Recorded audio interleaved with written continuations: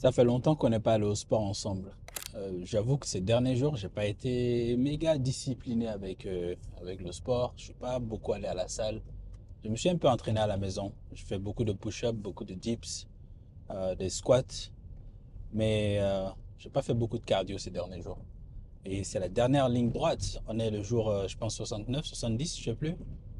70, je pense. Donc il reste 30 jours et c'est pas le moment de flancher, quoi. Donc on va reprendre les bonnes habitudes et du coup là, je vais me focaliser surtout sur le programme calisthenics que je fais, les entraînements poids du corps, parce que je trouve ça plus fun. La musculation c'est bien, mais je trouve pas ça méga fun et j'ai l'impression que les résultats que tu gagnes en faisant des entraînements poids du corps ont tendance à plus perdurer dans le temps que les entraînements que tu fais avec la muscu. C'est une impression que j'ai, peut-être que je me trompe, je sais pas, mais moi, c'est ça qui me motive le plus. C'est ça que j'ai envie de faire. Les entraînements au poids du corps.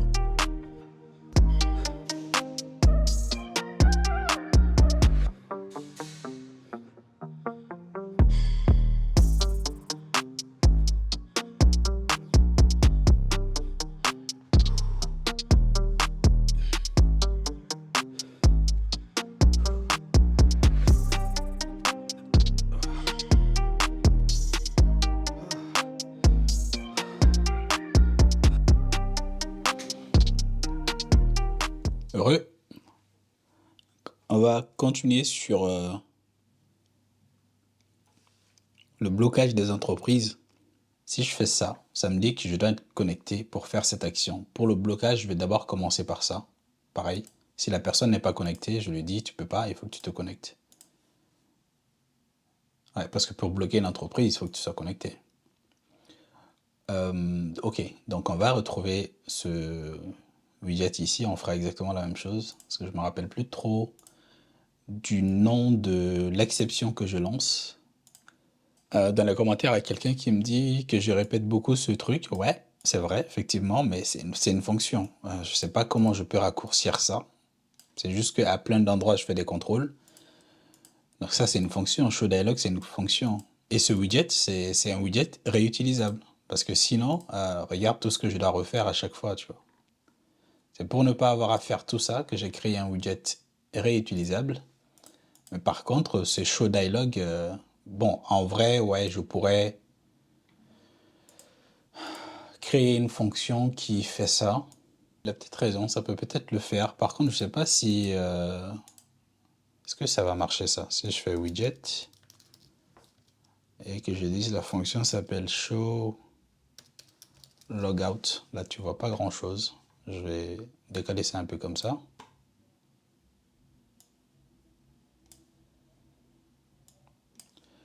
Show logout dialog. Ok, il faut que je lui passe un contexte.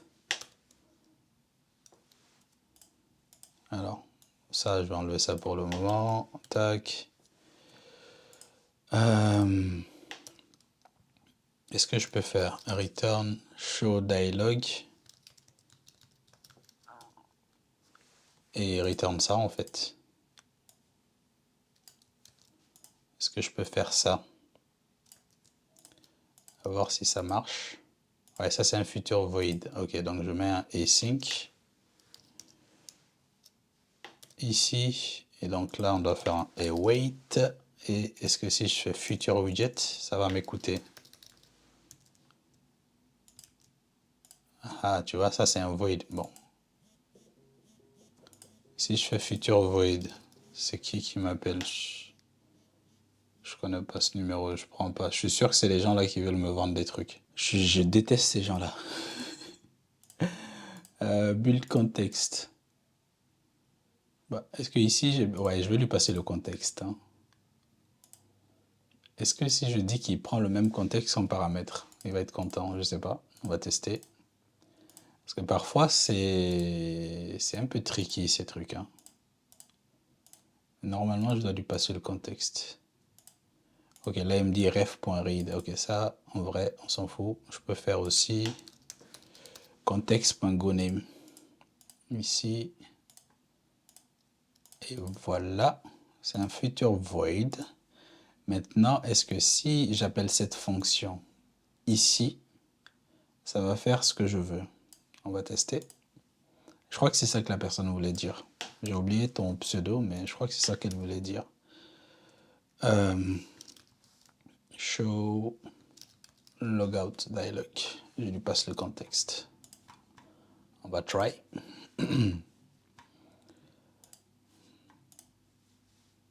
C'est vrai que comme ça, c'est pas mal. C'est une bonne idée, ton commentaire. Par contre, je sais pas si en version fonction ça va marcher. Si ça marche pas comme ça, je dois return un widget, je pense. Je suis toujours pas connecté. Hein. Ok, c'est bon. Je peux faire ça, me connecter, ça m'amène ici. Très bien. C'était une bonne idée. Et je me rappelle que quand j'ai vu son commentaire, je me suis dit, mais mec, qu'est-ce que tu veux que je fasse de plus? Vu que j'exporte déjà ce widget, je sais pas ce que je peux faire de plus, mais c'est une très bonne idée ce qu'il a dit. Je suis content de faire ce projet en public, hein, parce que j'ai de très très bonnes remarques souvent. J'ai de très bonnes propositions, des idées pour améliorer le code, c'est toujours agréable. Merci à vous, messieurs et madame. Donc ça, on va fermer ça et on va aller là où on était, c'était dans le Company Sitting Model. Et ici, je dois faire la même chose ici, si la personne n'est pas connectée. Donc ce sera vraiment ça, quoi.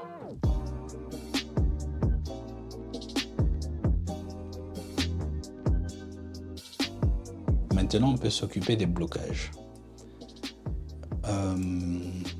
Ici, on va aller créer deux nouvelles fonctions. Pour bloquer, débloquer. Par contre, la route qui permet de récupérer les entreprises favorites d'un utilisateur, là, c'est plus propre que je le mette dans User Repository. Vu que dans la route, cette route-là, elle est dans User Repository. C'est plus propre du coup que je le mette ici dans User Repository. Dans Company Repository, je dois mettre seulement les routes qui gèrent les routes qui sont dans Company Repository côté backend. Donc, qu'est-ce que je voulais faire? La route qui permet de bloquer et de débloquer. Et ça va être le même paramètre, hein, parce qu'ils prennent tous les deux un ID qui sera l'ID de l'entreprise. Donc, on va juste copier ça. On va mettre ça ici.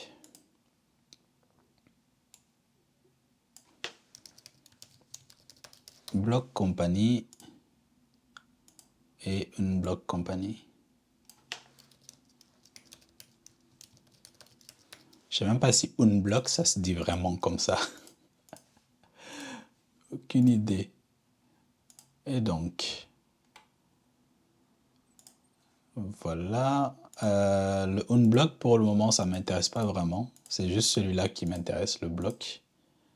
Donc ce sera ça quoi. Avec un petit async ici. Patch company / company ID / la route c'est block company. Block company. Voilà. Et donc, on va aller dans current company repository, current company provider, et on va créer une fonction qui permet d'appeler ce qu'on vient de faire là tout de suite. Je crois que c'est ici que j'ai le add to favorite quelque part, non? Bon, j'ai le report ici. C'est où les add to favorite? C'est pas ici que je l'ai mis? Ça doit être là, hein? Je sais pas où est-ce que je l'ai mis. Où est-ce que j'ai mis add to favorite? C'est bizarre ça.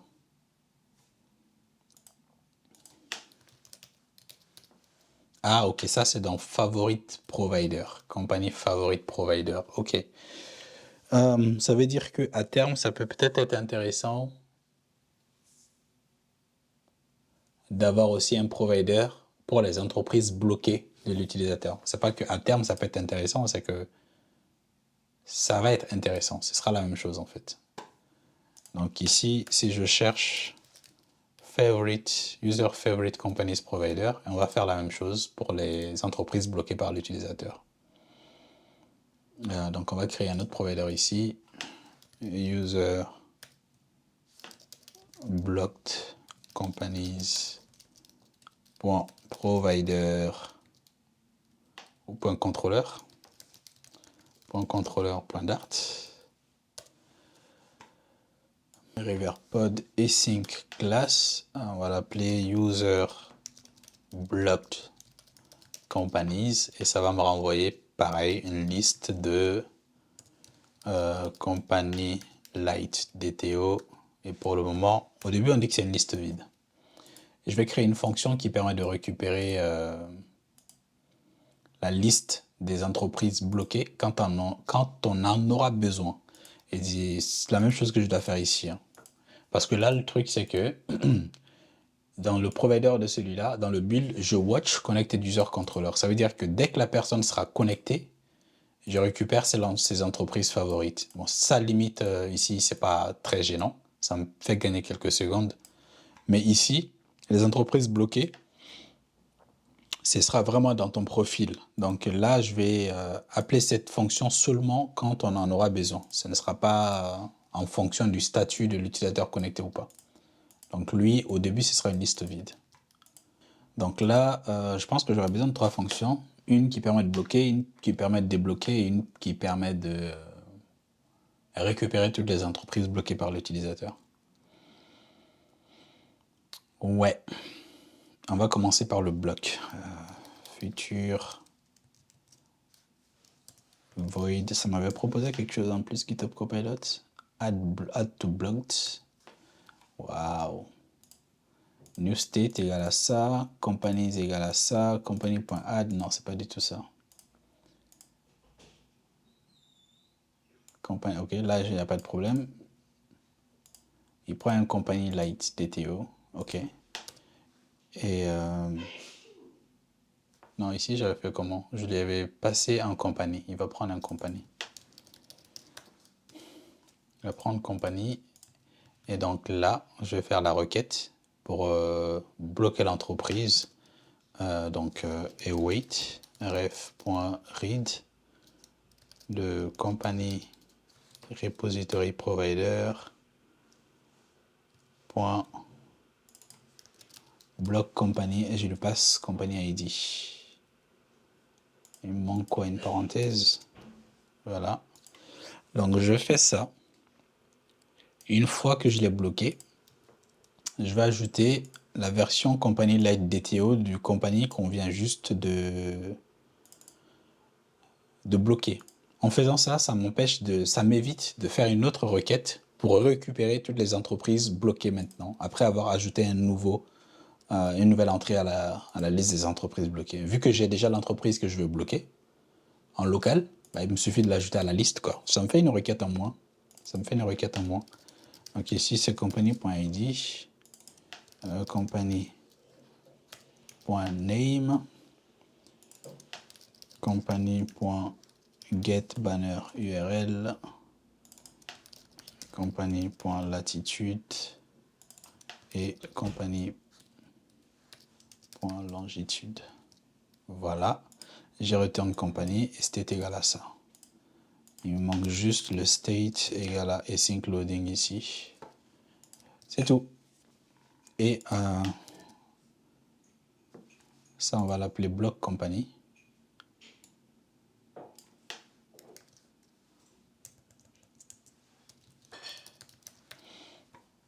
Et ici, on va faire une block company. Merci GitHub Copilot. Alors, est-ce que c'est ce que je vais faire? Je fais ça. OK. Unblock. C.removewhere. Return. C'est bon. Après, une fonction qui permet de récupérer toutes les entreprises bloquées. Donc ça, on a dit que j'allais le mettre dans le user repository. Donc on va aller faire ça dans user repository d'abord. Je ne sais même pas si ça existe ou ce que j'avais mis dedans. User repository. Si, ça existe, user repository. Ah, ok. Donc ça, je l'avais bien fait, ça. Les entreprises favorites sont bien dans User Repository. Du coup, ce sera la même chose ici. Get blocked company. Companies.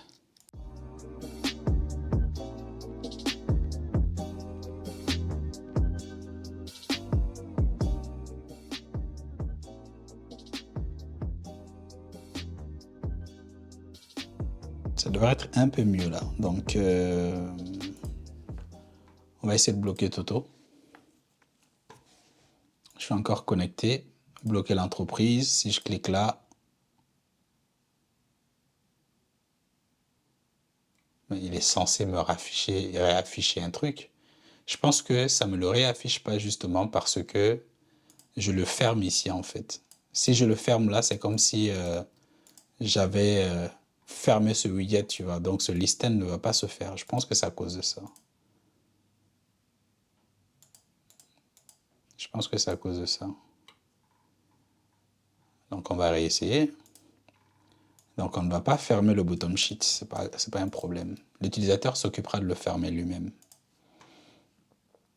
Et du coup là, c'est une entreprise qui est déjà bloquée. Si j'essaie de la bloquer alors qu'elle est déjà bloquée, ça fait quoi? Normalement, ça fait rien, hein. Ça me dit que ouais, ça a été bloqué quoi. Bloquer l'entreprise. Voilà, c'est fait. L'entreprise a été bloquée avec succès, vous ne la verrez plus dans l'application. Je clique sur OK, je ferme ça. Si je reviens ici, Toto n'est plus là. Et il n'est plus là non plus, parce qu'il n'y a que test. Donc maintenant, si je fais la même chose sur test, je clique là, bloquer l'entreprise. Si j'annule, bien sûr, il ne se passe rien. Mais si je dis que je veux bien bloquer l'entreprise, ça me fait ça. OK. Bah, c'est pas mal. Ça aurait été bien que je lui affiche un petit loading pendant qu'il est en train de faire ça, tu vois, mais... OK, donc les entreprises bloquées par l'utilisateur, les deux entreprises sont bloquées par l'utilisateur. Et donc cette route-là ne doit pas me les récupérer parce qu'elles sont bloquées. C'est ça qu'on doit modifier ici. Est-ce que je peux demander à GitHub Copilot de faire ça? Parce que mon problème, c'est que les entreprises bloquées, c'est pas une table. C'est juste une relation. Donc si c'était une table, bah, j'aurais juste fait une nouvelle jointure ici. Mais c'est une relation, tu vois. Blocked company, c'est juste une liste de ID utilisateur, ID company, tu vois. On va voir. On va voir si GitHub Copilot peut me le faire. Alors, longitude, compagnie URL. Ok, là, il n'a rien changé. Ok, fait from company. Toute cette jointure-là, il n'y a rien qui change. Ce where aussi, il n'y a rien qui change. La distance. Ça, c'est la photo de bannière. And company ID, not in. Select company.id from company. Inner join user to company. On company ID. User to company. B. Where user to company A égale à user ID. Putain de merde. Mec, j'aurais jamais trouvé ça. À voir si ça fonctionne déjà, mais j'aurais jamais trouvé ça. Donc c'est comme ça que tu appelles la relation entre un utilisateur et une compagnie. Donc en gros, c'est juste cette partie-là que je dois prendre. Ici. Et venir l'ajouter là. Dans le cas où on a un user ID. C'est ça que je dois faire ici. And company.id not in. Select company.id from company. Inner join user to company. On company ID égale à user to company B. Where user to company A égale à user ID. Je pense que le nom de la relation n'est pas bonne. Et à vérifier aussi qui est A, qui est B. Ouh, ce truc est complexe. Hein? Qui est A, qui est B? B, ça a l'air d'être user ID. Ça, c'est les mêmes. Ça, c'est différent. Ça doit être A, c'est les compagnies ID. B, c'est user ID. Tu vois, donc user to company A, ça déjà, je pense que c'est pas bon.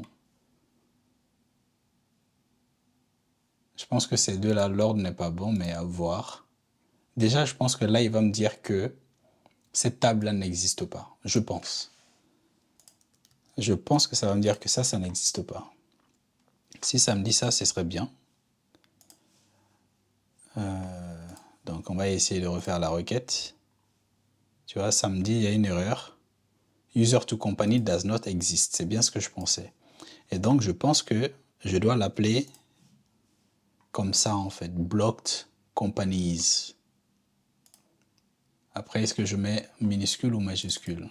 Ça, je sais pas. Est-ce que je peux copier le nom? Si je fais copier. Alors, compagnie, nanana, select, tac, tac, tac, join. Cette table en fait.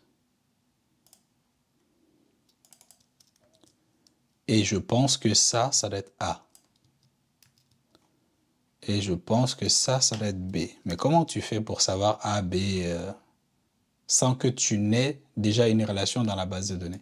Bon, ça que sert les tests aussi. Hein. Ok, on va sauvegarder ça. Et on va voir si cette fois-ci ça passe et que ça me dise... Non, toujours pas. Error, operator does not exist UID. Ok. Ici, je dois faire le 2.UID là. Comme je l'ai déjà fait, je ne sais plus où, mais je pense que c'est ça.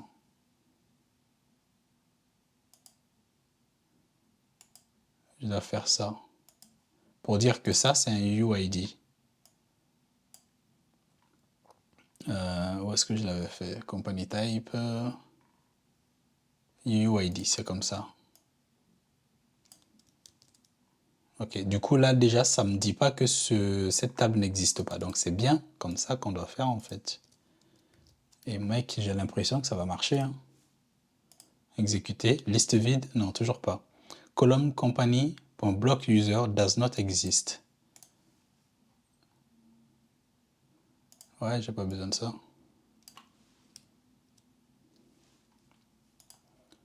Et du coup, ça aussi, j'ai pas besoin de ça. Et cette fois-ci, liste vide.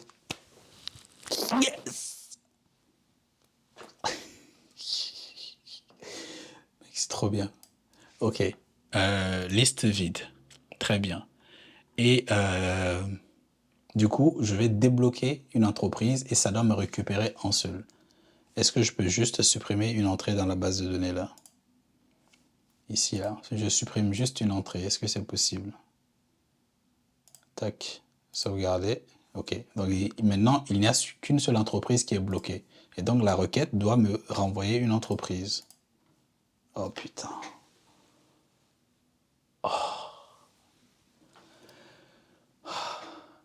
C'est trop bien.